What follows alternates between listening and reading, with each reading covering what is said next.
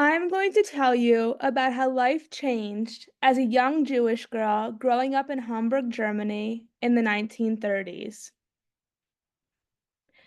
Juden sind eher unerwünscht, Jews not allowed. At all of my favorite places, there are now signs that say Jews not allowed. At the park, at the movie theater, at the beach. They are even making me add Sarah as my middle name so that everyone will know for sure that I am Jewish. On my walk to school today, I'm passing the Borenplatz Synagogue, the same synagogue that I pass every day. But today, I am stopped in my steps because there are hordes of people throwing rocks at the beautiful stained glass windows. They're destroying it. They're burning it down. They're throwing the Jewish holy books into the streets. It's November 10th, 1938, Kristallnacht. I'm only 10 years old. I quickly continue my walk to school. I get to school, and my teachers tell us that our parents will be coming to pick us up. My parents now know that there is no future for Jews in Germany anymore. My father, he served for Germany in World War I. Hitler gave him the Iron Cross Award, so he thought that he'd be safe from the anti-Jewish measures. But he now knows that that doesn't matter anymore. I can only pack a small bag with the essentials.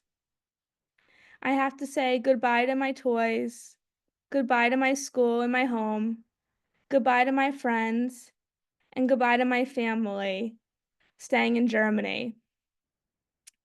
I don't know when I'll see my own mama again, my grandmother,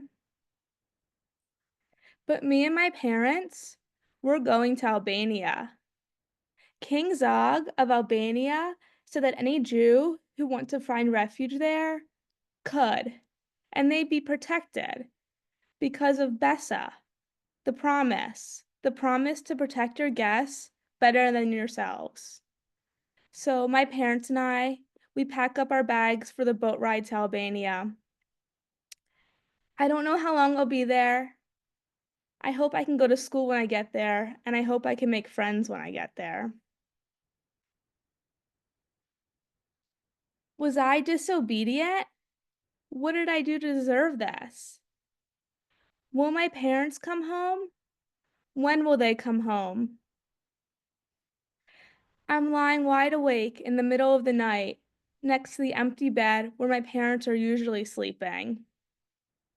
I'm at the Pilku house. The Pilkus, they're our new friends. Mr. Pilku, he's a Muslim Albanian, but Mrs. Pilku, she's a German, but she still likes us even though we're Jewish, and they decide to protect us because of Bessa, the promise. So while I'm there at the Pilku house, my parents, they got arrested earlier today. They got arrested by a local Albanian officer who said that their permit was not valid for the area they were walking in. But that can't be true. Mr. Pilku said he handled that permit issue already. But that officer was just anti-Semitic and arrested them. And while I wait for them, they're in solitary confinement with unedible food and rats around them. My parents, they're home. It's been 4 days that I've been waiting for them. And Mr. Pilku, he worked with the local police office to get them released. I'm so happy they're home, and I'm scared to be without them again. It's so lonely in a new place. Now that Germany occupies Albania, the Nazis spend a lot of time at the Pilku house because they think that Mrs. Pilku is a friend to them. But my father, he doesn't think it's so safe for my dad. Mr. Pilku, he doesn't think it's so safe for my father to be here anymore. So he sends him to a nearby farming village to hide from the Nazis because they won't search for Jews there. And they introduce me and my mom, who are staying there, staying with the Pilkus, as their cousins from Germany who are helping with the housework. We hope that this works. We hope that they don't find out that we're Jewish. Today, at the Pilku house, some Nazis are over for a tea party, and one of them looks up from his cup of tea and says, "If I were to see a Jew or a communist, I would kill them on the spot." I don't know how my mom does it, but she stays calm. She sips her tea as to not show her nervousness that she is one of those Jews. Are you Mr. and Mrs. Pilku's cousins from Germany? Some Nazis had heard about us living in a house, and they came up to my mom, who's outside the house cleaning, and asked if they were the Pilkus or if we were the Pilkus cousins. So my mom, she invited them in for some coffee, and my father, he had to immediately go into hiding. He actually had to hide in a room on top of a suitcase of Jewish religious items. The Nazis can't find him, or they will for sure know we're Jewish. He has to stay silent as to not make a noise. But the Nazis, after they come over for coffee, they decide to turn our house into their headquarters for the day, so they can search nearby houses for partisans. So they're at our house all day. My dad's in hiding all day, and at the end of the day, they look at me with my long pigtail braids, and they think that I look like a model German girl.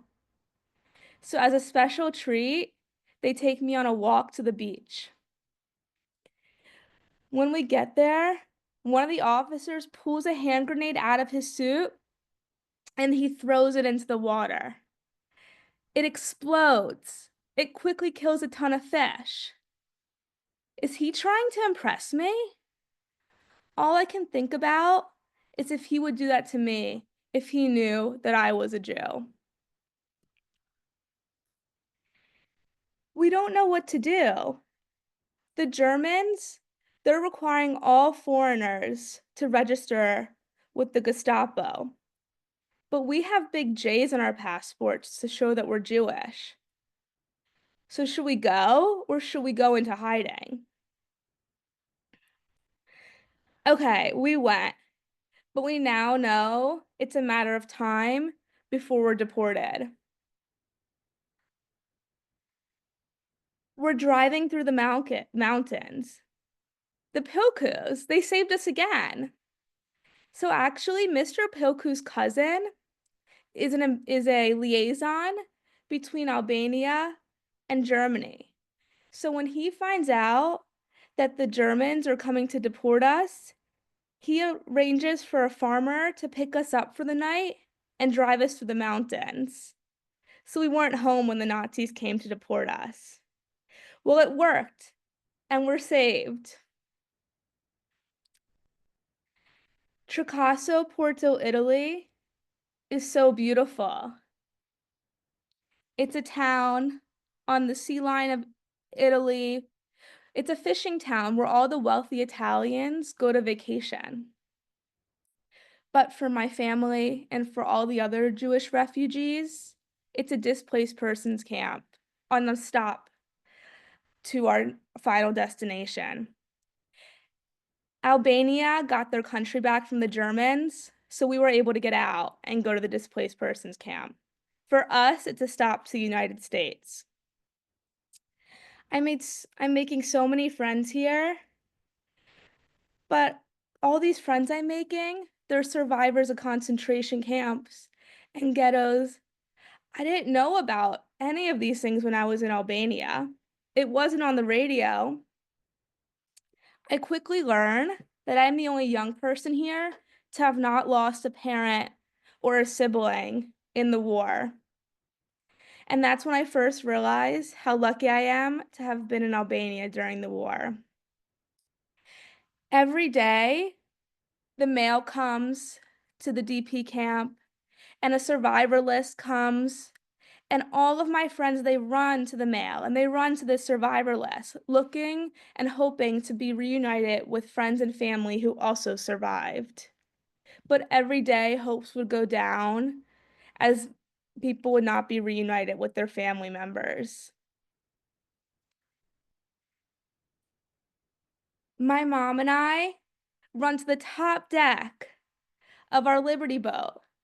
We see skyscrapers and lights. It's incredible. We've never seen anything like this before. Our Liberty boat is pulling up to New York City.